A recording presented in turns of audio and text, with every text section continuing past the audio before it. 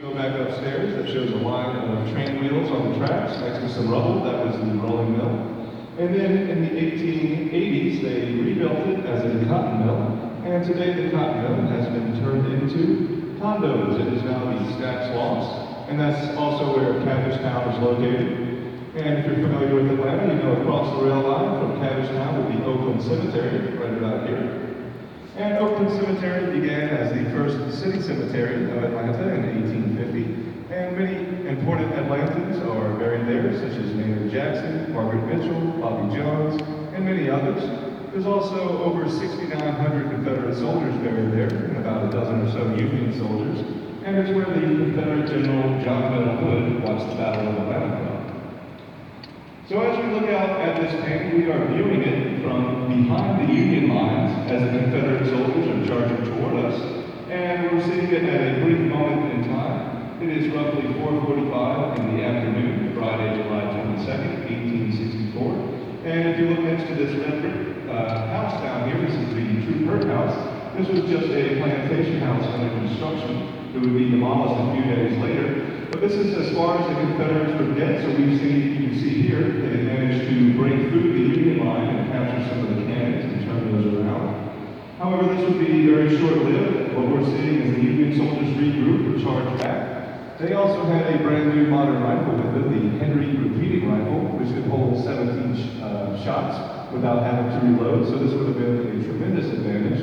And it led the Confederate soldiers to remark that the Yankees could load on Sunday and shoot all week.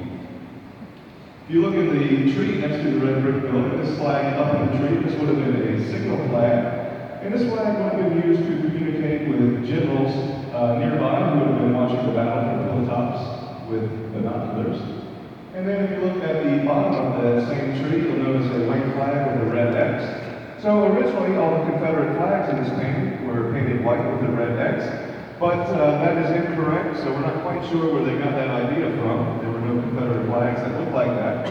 And then during the 1930s, if you look a bit over from this flag to the right, they repainted them with what most people associate with the Confederacy, the red and blue. That, however, is incorrect as well. That is actually the battle flag of the Army of Northern Virginia. And if you're interested in learning a bit more about the different Confederate flags, you can go to our Turning Point exhibit and read about that.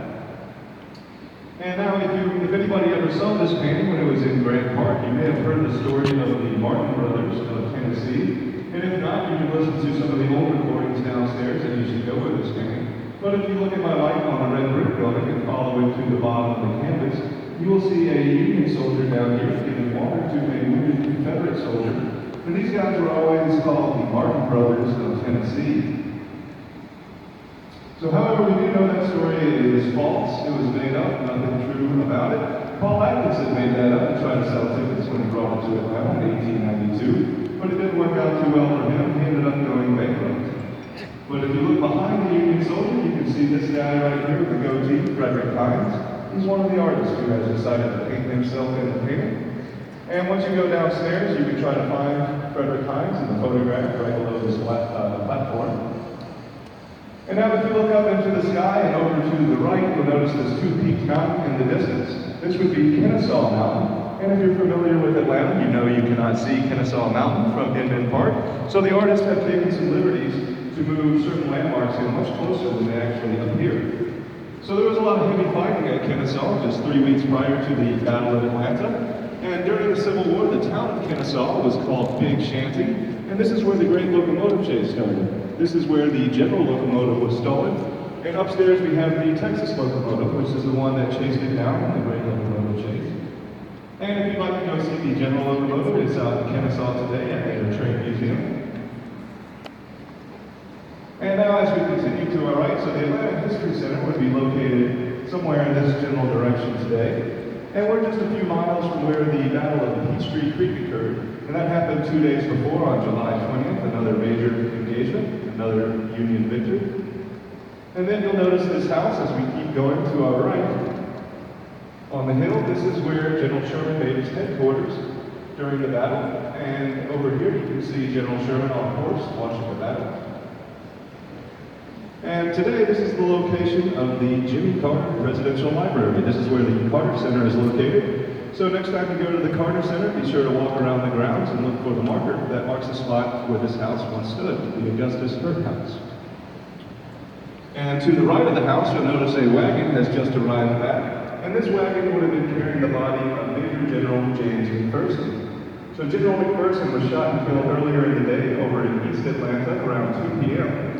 And today, if you head out to East Atlanta Village, where all the restaurants and shops are located, you can take a short walk from there and find the marker that marks the spot where General McPherson was shot and killed. And there's a little garden and memorial for him as well. After he was killed, the next in command of the Army of the Tennessee is this guy down here riding a horse. This is Major General John Blackjack Logan, waving his hat in the air, leading the counterattack. And General Logan would have been a fairly famous figure at the time. He had run unsuccessfully for vice president in 1884, just 2 years before this came. And he is also the person who is responsible for getting Memorial Day started.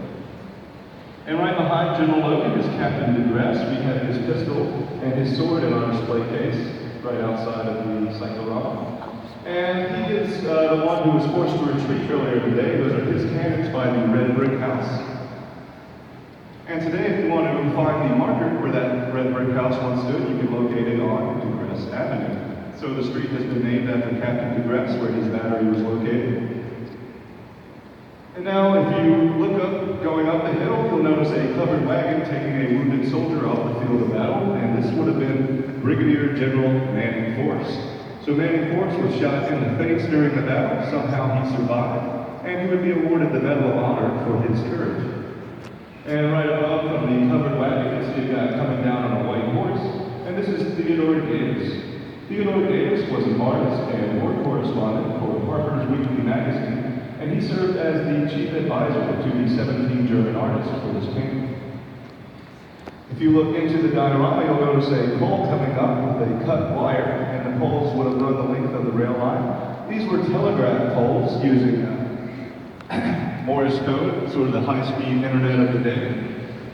And now if you come close to the balcony and look up into the sky right above where this pole is, you'll be able to see the only thing that's in the sky of this painting, which is an eagle right up here.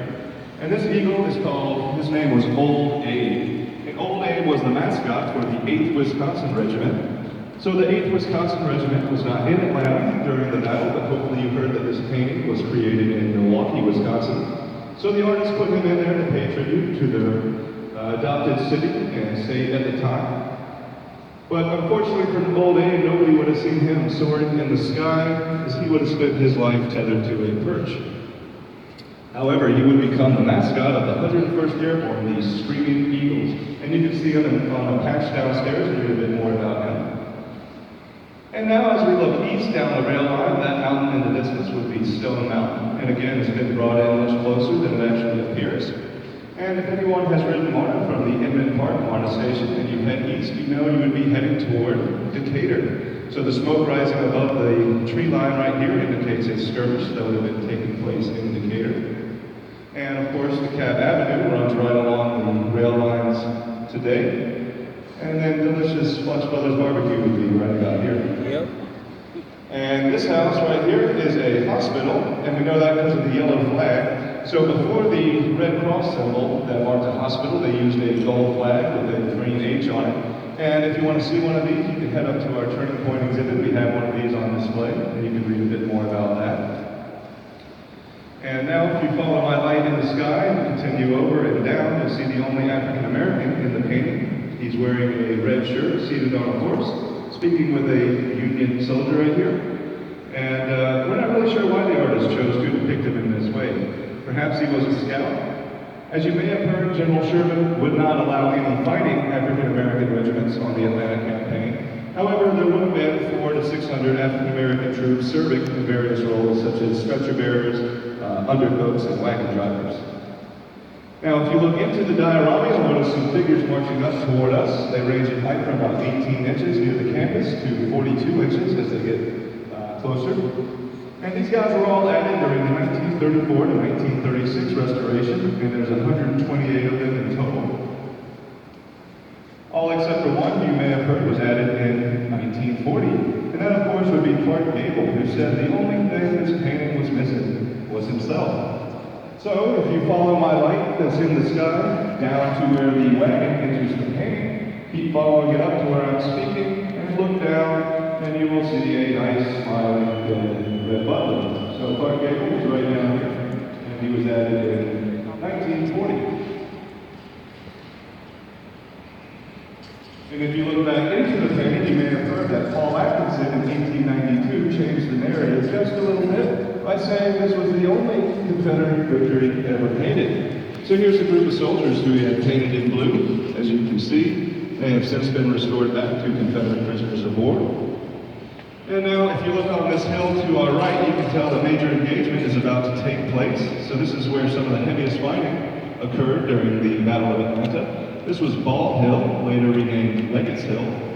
And then, following an Atlanta tradition to get rid of its history that we still do today, they raised this hill so it no longer exists to make way for I-20. So today, if you're driving on Moreland Avenue and you go through Little Five Points in the Edgewood Retail District on your way to East Atlanta, and you hit I-20, you can sort of visualize that this is where that hill once stood. So we're about to run out of time. If you have any questions, please ask, but feel free. I'll invite you to check out the lower exhibit, and you can read more on the interactive screens. You can also zoom in to see some more details of the painting. And I hope everyone enjoys the rest of the day. Sure. Yes, that's correct. I think there's one leg button there. Well, it's just in this direction. The History Center, I was pointing in a direction, but you wouldn't be able to see it. This, like where we are now. So this vantage point is right in